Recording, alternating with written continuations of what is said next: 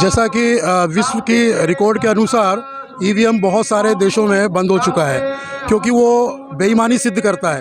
यही कारण भारत के अंदर भी है कि जो बार बार एक ही सत्ता बार बार जो आ रही है उसका मूल कारण जो है ईवीएम भ्रष्टाचारी है। ईवीएम जो है हैक किया जा सकता है, ये सिद्ध हो चुका है।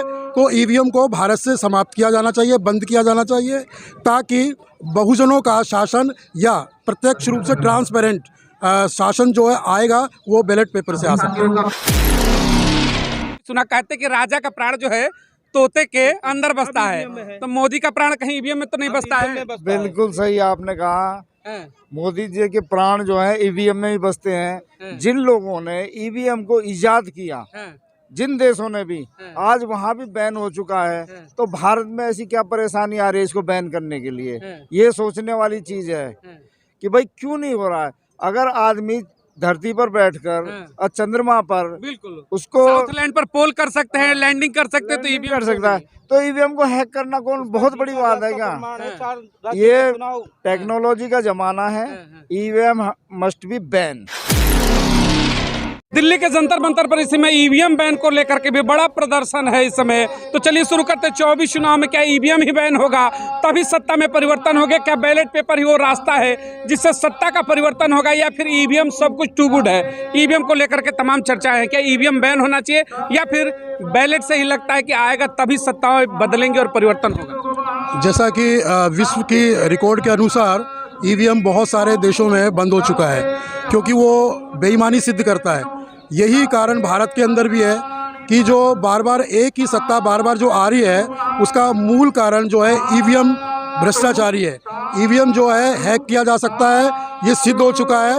तो ईवीएम को भारत से समाप्त किया जाना चाहिए, बंद किया जाना चाहिए, ताकि बहुजनों का शासन या प्रत्यक्ष रूप से ट्रांसपेरेंट शासन जो है आएगा वो बैलेट पेपर से आ सकता है। ईवीएम से भरोसा नहीं है, ईवीएम पर भरोसा खत्म हो गया। ईवीएम को लेकर क्या कहेंगे सर? ईवीएम बैन होना चाहिए तभी सत्ता में परिवर्तन होगा? नहीं, देखिए मेरा मत स्पष्ट है, ईवीएम बैन नहीं होना चाहिए। क्यों? देखिए दोस्त, तो बैलेट पेपर में भी हो सकता है, बूथ कैप्चरिंग वगैरह बैलेट लुटा सकता है, और ऐसा नहीं है। अगर ईवीएम ये होता गलत होता तो दिल्ली में आम आदमी पार्टी की सरकार नहीं होती, बिहार में राजद की सरकार नहीं होती, जनता दल यूनाइटेड की सरकार नहीं होती। तो ऐसी बातें नहीं, हमें टेक्निकली तौर पे एडवांस होना चाहिए। हम ईवीएम को दोष नहीं देते। इन्होंने कहा कि देखिए अन्य राज्यों के बताए, हिमाचल बताए, बिहार बताए, बंगाल बताए, दिल्ली बताए, कर कि अगर इफेक्ट होता है ईवीएम में तो यहाँ कैसे? हाँ, इतिहास गवाह है कि जो सत्ताधारी लोग हैं 3000 साल से हमारे ऊपर उन्होंने गुलामी दे रखी है। उनका ये षड्यंत्र होता है कि कुछ मीठी टॉफियाँ दे देते हैं वो, और कुछ जो अपना काम निकालते हैं, वही हमारे साथ किया हुआ है। इन्होंने कुछ राज्यों में जो हमारी सीटें निकलवा कर ये विश्वास दिला दिया है कि ईवीएम ठीक काम कर रहा है। हाँ, एवरीथिंग इज गुड। लेकिन इसके पीछे देखा जाए तो ईवीएम 100% गलत है, और ये 2024 में सिद्ध हो जाएगा। ईवीएम को लेकर क्या कहेंगे? वाकई में क्या लॉलीपॉप जिसे कहते हैं, जस्ट लाइक लॉलीपॉप के कुछ राज्य हार जाते हैं, बाकी जगह बड़ा खेल तो खेलेंगे? लॉलीपॉप नहीं है ये, ईवीएम कोई भी मशीन है। ये आपके फोन को ही मैं देख के कहता हूँ सभी प्रोग्राम में की जा सकती है। ये भी तो चिपों पे चलता है। बिल्कुल, हर चीज मैकेनिकल जो भी होती है उसको किया जाता है, मैनेज कर सकते हैं आप। अब जब हम कहते हैं कि हाँ हम कर सकते हैं इसे हैक, तो सरकार से मांगते हैं, हम ईवीएम उससे मांगते हैं कि चुनाव आयोग की हमें ईवीएम दो, हम हैक करके दिखाते हैं आपको, पर वो ईवीएम प्रोवाइड नहीं कराता, कहता ऐसे ही करके दिखाओ। ऐसे कैसे हो जाता है? दूर से कोई मंत्र तो थोड़ी है कि ऐसे हम मार देंगे हो जाएगा। देखिए पुराने समय में एक कहावत हम लोग सुनते होंगे, बचपन में आप लोगों ने भी, हमें लग रहा है कि सुना होगा, हमने भी सुना, कहते कि राजा का प्राण जो है तोते के अंदर बसता है, तो मोदी का प्राण कहीं ईवीएम में तो नहीं बसता है? बिल्कुल सही आपने कहा। मोदी जी के प्राण जो है ईवीएम में ही बसते हैं। जिन लोगों ने ईवीएम को इजाद किया, जिन देशों ने भी, आज वहाँ भी बैन हो चुका है, तो भारत में ऐसी क्या परेशानी आ रही है इसको बैन करने के लिए?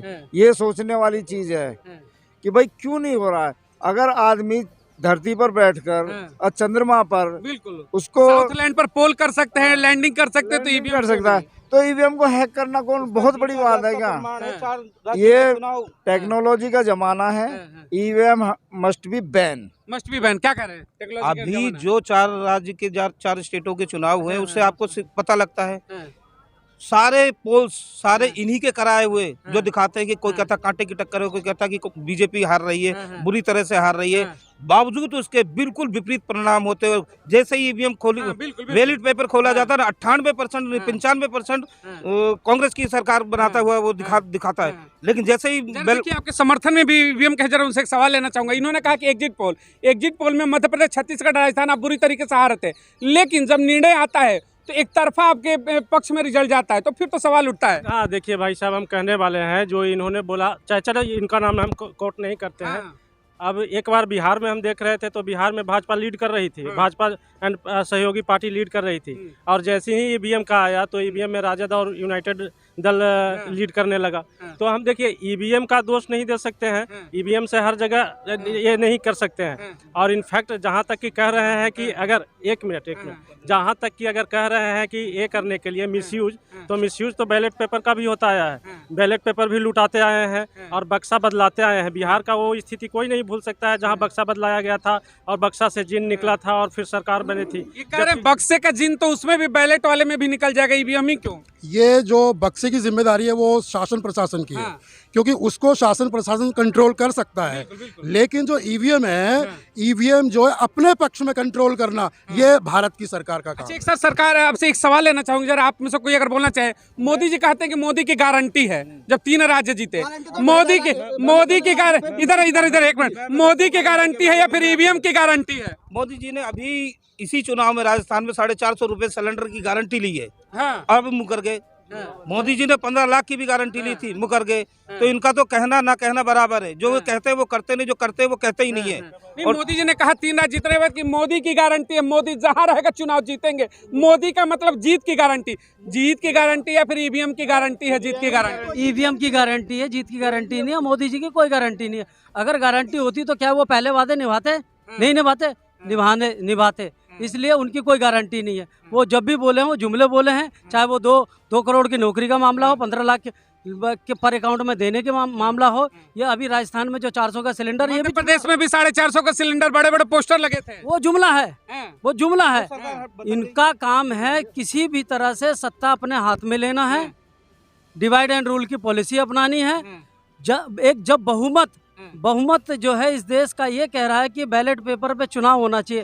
जिस देश ने इजाज़त, बहुमत कह रहा है देश का कि भाई ईवीएम बैन, ईवीएम से तो खेल ही हो रहा है। ओपन पोल करा लो। नहीं, ईवीएम से ही खेल हो। ईवीएम से नहीं, ईवीएम कैंसिल हो, बैलेट से। देखिए, एक सवाल उठता है कि जब बड़ी आबादी कह रही है कि ईवीएम नहीं चाहिए, तो जनता ही सर्वोपरि होती है लोकतंत्र में, तो फिर जनता के सवाल को सुनते हैं, बैलेट पर चुनाव कराते हैं। क्या दिक्कत है, बताइए क्या दिक्कत? देखिए, एक बात हम प्रमुखता से बोलना चाहेंगे। हमारे प्रधानमंत्री जो हैं सो पिछड़ा वर्ग से, करीब वो दलित वर्ग से, बहुजन समाज पर लेक्चर का भला क्या हुआ? उस पिछड़े के बैठने का पिछड़ों का भला क्या हुआ? मैं बता रहा हूँ, जब कोई पिछड़ा अनुसूचित जाति की राजनीति करता है तो उनको ये नहीं भूलना चाहिए कि उनकी भागीदारी मिल रही है।